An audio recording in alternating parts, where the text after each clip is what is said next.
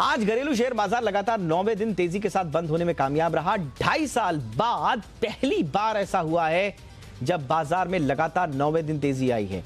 हालांकि यह तेजी मामूली रही, मुनाफा वसूली के चलते तेजी कम हो गई, फिर भी बाजार का सेंटिमेंट पॉजिटिव बना रहा, यानी कि बाजार मजबूती से खड़ा रहा। घरेलू बाजार को विदेशी स्टॉक एक्सचेंजेस में मजबूती से सपोर्ट मिला।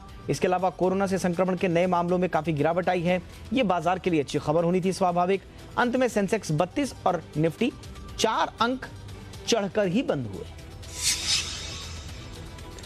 दिग्गज आईटी कंपनी विप्रो को चालू वित्त वर्ष की दूसरी तिमाही में 2465 करोड़ रुपए का शुद्ध मुनाफा हुआ है। एक साल पहले इसी तिमाही में हुए मुनाफे की तुलना में यह 3.40% कम है। कंपनी ने इसी के साथ बायबैक का भी ऐलान कर दिया है। इस बायबैक में निवेशकों को करीबन 7% प्रीमियम मिलेगा। बोर्ड मीटिंग के बाद कंपनी ने बताया कि वो कुल 23.75 करोड़ इक्विटी शेयरों को वापस खरीदेगी, यानी बायबैक करेगी। ये कुल पेड अप इक्विटी शेयर का 4.16% होगा।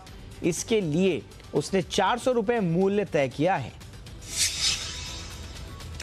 देश में इंश्योरेंस की पहुंच बढ़ाने के लिए इंश्योरेंस रेगुलेटर एडाई माइक्रो इंश्योरेंस को मंजूरी देने पर काम कर रहा है। एडाई की रिपोर्ट के मुताबिक आने वाले दिनों में देश में कई माइक्रो इंश्योरेंस कंपनियों को मंजूरी दी जाएगी। इनके लिए शर्तें काफी आसान भी होंगी। एडाई की कमेटी ने माइक्रो इंश्योरेंस कंपनियों की रूपरेखा पर रिपोर्ट तैयार कर ली है। माइक्रो इंश्योरेंस के लिए कैपिटल 100 करोड़ रुपए से घटकर 20 करोड़ रुपए किया जा सकता है। इन्हें लाइफ और नॉन लाइफ दोनों में कारोबार को मंजूरी मिल सकती है। अमेरिकी दवा कंपनी जॉनसन एंड जॉनसन ने अपनी वैक्सीन के ट्रायल्स पर अस्थायी रूप से रोक लगा दी है। ट्रायल्स में शामिल एक वॉलंटियर के बीमार होने के बाद ट्रायल पर अस्थायी रोक लगा दी गई। जॉनसन एंड जॉनसन की वैक्सीन क्लिनिकल ट्रायल के अंतिम चरण में है। इससे पहले एस्ट्राजेनेका ने भी कोरोना वैक्सीन के परीक्षण पर रोक लगा दी थी। उसके ट्रायल में भी एक प्रतिभागी बीमार पड़ गया था, जिसके बाद कंपनी ने परीक्षण रोक दिया।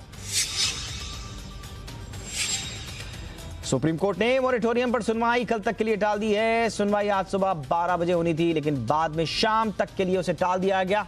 अंत में इसे कल तक के लिए टाल दिया गया है। लोन लेने वालों को ब्याज पर ब्याज में छूट मिलेगी या नहीं, इसी बात पर सुनवाई होनी है। इससे पहले पिछले हफ्ते कोर्ट ने 8 दिन के लिए सुनवाई टाल दी थी। साथ ही आरबीआई और सरकार को अपना पक्ष रखने को कहा था। सरकार ने पिछले हफ्ते इस मामले में एक हलफनामा पेश किया था। हलफनामे में कहा गया था कि कोरोना महामारी में विभिन्न क्षेत्रों को ज्यादा राहत देना संभव नहीं है।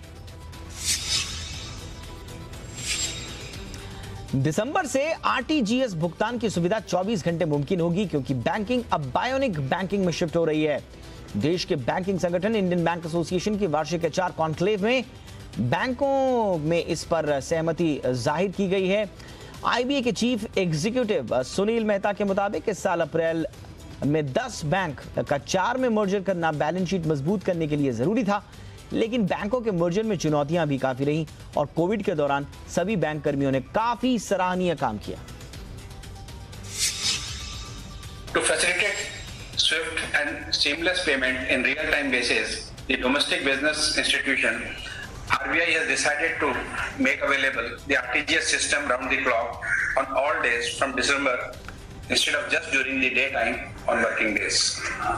In the financial year 2020, we have seen merger of 10 PSU banks into 4. Electric car Tesla की भारत में अगले साल जनवरी में एंट्री होने वाली है। टेस्ला के सीईओ एलन मस्क ने प्लान इंडिया का खुलासा करते हुए कहा कि टेस्ला कारों को भारत में लाने की प्रक्रिया जनवरी 2021 में शुरू हो जाएगी। टेस्ला क्लब इंडिया के लिए एक ट्वीट पर प्रतिक्रिया देते हुए मस्क ने कहा कि टेस्ला अगले साल तक भारतीय बाजार में प्रवेश करने के लिए तैयार है। मस्क ने साफ कहा कि वो संभावित रूप से जनवरी में ऑर्डर कॉन्फ़िगरेशन को शुरू करेंगे। इस कदम से भारत उन चुनिंदा देशों में शामिल हो जाएगा जहां टेस्ला की कार खरीदी जा सकती है।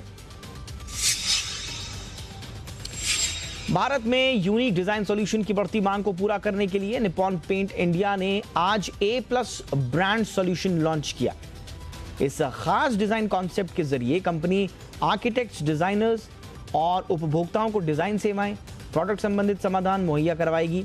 इसके अलावा उसके साथ ही आत्मनिर्भर भारत और स्टार्टअप इंडिया पर भी खास फोकस रखते हुए ब्रेन्स ऑन वॉल्स स्पेसएक्स के साथ करार भी किया गया है।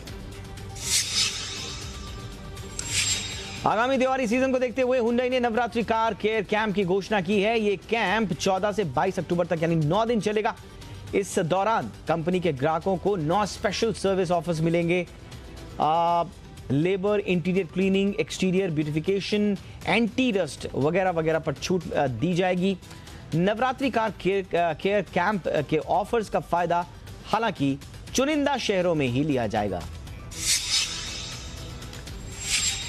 एप्पल आज अपने आईफोन से सस्पेंस खत्म कर सकती है। ऐसा माना जा रहा है कि कंपनी आज हाई स्पीड इवेंट में आईफोन 12 सीरीज को लॉन्च करेगी। यह इवेंट भारतीय समय के मुताबिक रात 10:30 बजे शुरू होगा। माना जा रहा है कि नए आईफोन 5G कनेक्टिविटी के साथ आएंगे। एक जो रिपोर्ट लीक हुई है उसके मुताबिक कंपनी आईफोन 12 की सीरीज वाले 4 नए आईफोन्स लॉन्च कर सकती है। इसमें iPhone 12 mini, iPhone 12, iPhone 12 pro और आईफोन 12 प्रो मैक्स शामिल है। ये smartphone OLED super retina XDR display के साथ आएंगे।